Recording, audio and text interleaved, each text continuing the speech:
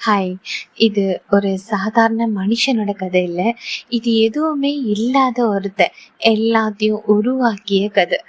அவன் கிட்ட பணம் இல்லை, எதிர்காலம் இல்லை, நம்பிக்கை கூட இல்லை. ஆனா ஒரு நாள் அவன் ஒரு சின்ன ரகசியத்தை கண்டுபிடிச்சான். அவன் ஒவ்வொரு நாளுமே காலையில 5 மணிக்கு எழுந்தான். 90 நாட்கள்ல அவனோட வாழ்க்கை முழுசா மாறி போச்சு. அந்த காலையில அவன் என்ன செஞ்சான் தெரியுமா? அது உங்களை கூட ஆச்சரியப்படுத்தும். வாங்க இப்ப நம்ம ரிலேஷனுக்குள்ள போகலாம். ஒரு சின்ன தொழிற்சாலை இருக்கிற ஒரு ஊரு. மக்கள் எல்லாமே நாள் ஃபுல்லா வேலை செஞ்சுட்டு நைட் தூங்கிட்டு இருக்காங்க. அங்க வாழ்ந்தவன் தான் 32 வயசான தாமஸ். அவனோட வேர் ஹவுஸ் இருக்கு இல்லைங்களா, நைட் செக்யூரிட்டி கார்டு இருக்கிறாங்க. காலையில 8 மணிக்கு வேலைக்கு போவான், சாயந்தரம் 6 மணிக்கு திரும்புவான். சம்பளம் வாழ்றதுக்கு மட்டும் போதுமானதா இருந்துச்சு. ஒரு சின்ன ஒரு சிங்கிள் ரூம்ல ஒரு ஃபேன் இருக்கும், ஆனா அது வேலை செய்யாது. ஒரே ஒரு மின் விளக்கு இருக்கும். அவனோட வாழ்க்கையில ஒளியே இல்லாத ஒரு அறை. ஒவ்வொரு காலையிலயுமே வீடு திரும்பும் போது அவன் மத்தவங்களோட வாழ்க்கைய ஜன்னல் வழியா பார்ப்பான். குடும்பங்கள் சேர்ந்து காலையில சாப்பாடு சாப்பிடுறது, பிள்ளைங்க ஸ்கூலுக்கு போகிறதுக்கு தயாராகிறது, அப்பாக்கள் நீட்டா ட்ரெஸ் பண்ணிட்டு வேலைக்கு போறாங்க. அவன் மனசுக்குள்ள ஒரே ஒரு கேள்விதான், ஏன் வாழ்க்கை எப்போ இப்படி மாறும்? ஆமா, அவனோட முயற்சிகள், அவனுடைய ஸ்ட்ரகிள்ஸ் எல்லாமே அதிகமா இருந்துச்சு. அவன் முயற்சி பண்ணான், ஜாப் அப்ளை பண்ணான், ஆனா குவாலிஃபிகேஷனே இல்லை. டோர்ஸ் எல்லாமே க்ளோஸ் ஆன மாதிரி தான் இருந்துச்சு. ஸ்கில்ஸ் கத்துக்கலாம் அப்படின்னு நினைச்சான், ஆனா சோர்வு மட்டும் அவனை ஜெயிச்சிடுச்சு. அவன் சோம்பேறி இல்லை, ஆனா கடுமையா வேலை செஞ்சான். ஆனா திசை இல்லாத உழைப்பு, வெற்றி இல்லாத உழைப்பு, வாழ்க்கை மாறவே மாறாதுன்ற சூழ்நிலைமை. ஒரு நாள் ஒரு ஃபோன் கால் வருது. அது யாருன்னா தாமஸோட அம்மா. ஹாஸ்பிட்டல்ல இருக்காங்க.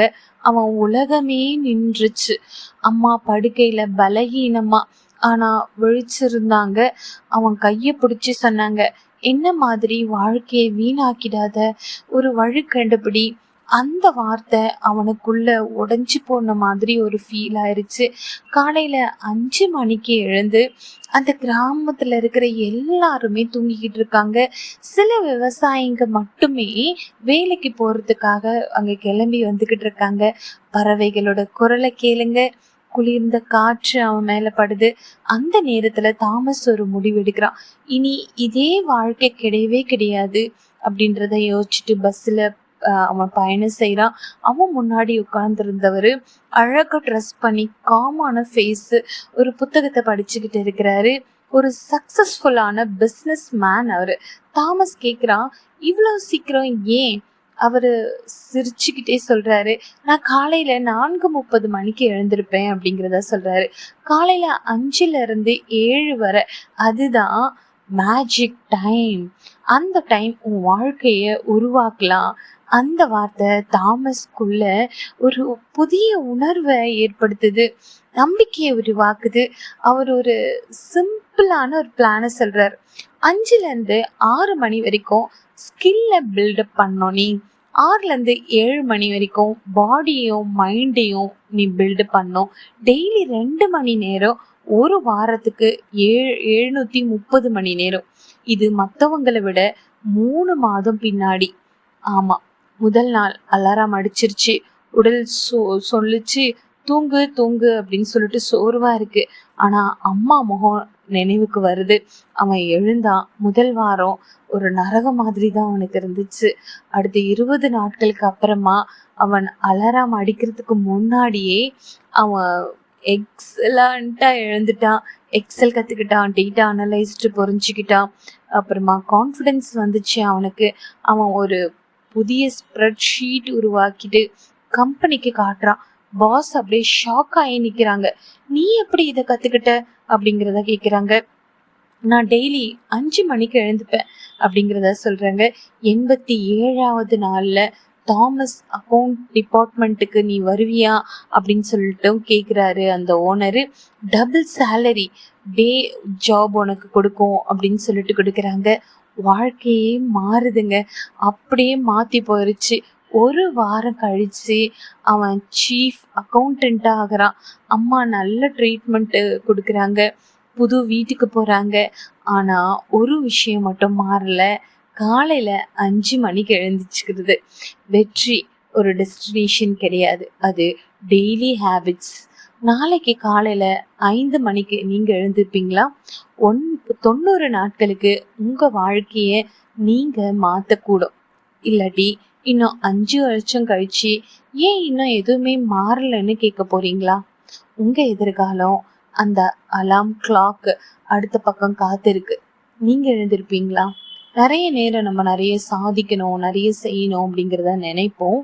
ஆனா இந்த சுறுசுறுப்புங்கிறதும் காலையில எழுந்துக்கிறதும் அப்படிங்கிறதுமே ரொம்பவுமே கம்மியாயிடுச்சு. நம்ம எல்லாருக்குமே, ஏன் நான் உட்பட, காலையில எழுந்துக்கிறதுங்கிறது குறைஞ்சிருச்சு. ஒரு ஒரு 2 வருஷத்துக்கு முன்னாடி காலையில 5 மணிக்கெல்லாம் அலாமெல்லாம் வைக்காமயே நான் எழுந்துப்பேன்.